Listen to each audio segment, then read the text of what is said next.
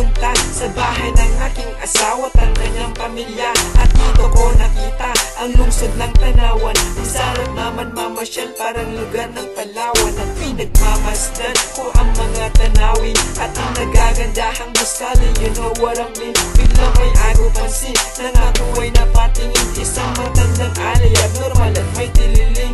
Ang galing, oh, ako na ay naprapraring. Kasama ko si Mama Lisa, siya rin ay napatingin. At sa Barangay 4, dito ako tumira ng 4 na araw para makasama aking asawa. Pero teka muna, nakita ko na ang darasa kung saan dito nagtatrabaho ang aking asawa. And guess what? This is the place that you've been looking for. And if you try to check in, ang girl mo ay mag-i-enjoy. Tara na, biyahe na tayo sa Tanawan City. Mag-i-enjoy ka din sa pagbigkas ng alain.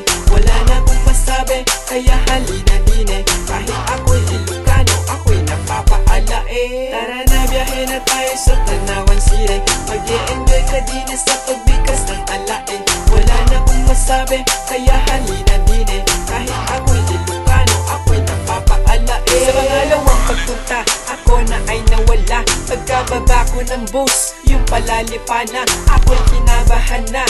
San ba ko pupunta? Di ko alam ang gagawin, ako'y natataranta. Pawis tumatagaktak, ba't ganon ang hirap?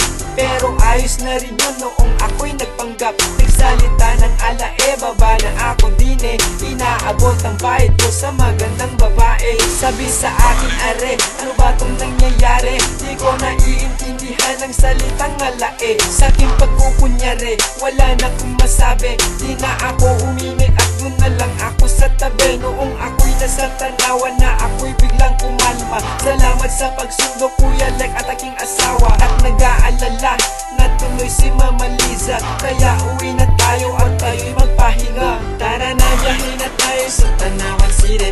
Mag-e-enjoy ka din sa pagbigkas ng alain. Wala na kong masabi, kaya halina din eh. Kahit ako'y Ilocano, ako'y napapaalain. Tara na, biyahe na tayo sa Tanawan City.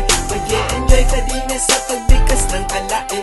Wala na kong masabi, kaya halina din eh. Kahit ako'y Ilocano, ako'y napapaalain. Aking kinabisado ang lugar nyo dito, kaya naman ako'y umikot-ikot sa kanto para makita ang Tanawan at muling masulyapan ng mga gusali at tindahan na nagagandahan. Masarap namang manirahan dito sa Tanawan. Wala kang ibang makita kundi ang kasiyahan ng mga tao dito. Malayo ka pa sa gulo, kung pwede nga lang sana ganito lahat ng tao. Gusto ko sana maglaro sa plaza ng skateboard, pero teka muna bro, di ko dala ang aking board. At di ako nabuboard kung nasa trabaho si Biday. Maglalaba na lang ako at sa labas magsasambay. At kung walang magawa, gusto ko namang magtinda. Kasama ko si Mama Liza doon sa store niya. Sinulat ko tong kantan to para naman malaman nyo na ang Tanawan City mag-i-enjoy ka din eh. Tara na, biyahe na tayo sa Tanawan City.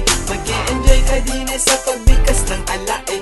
Wala na kong masabi, kaya halina din eh. Kahit ako'y Ilocano, ako'y napapaalain. Tara na, biyahe na tayo sa Tanawan City. Mag-i-enjoy ka din sa pagbigkas ng alain.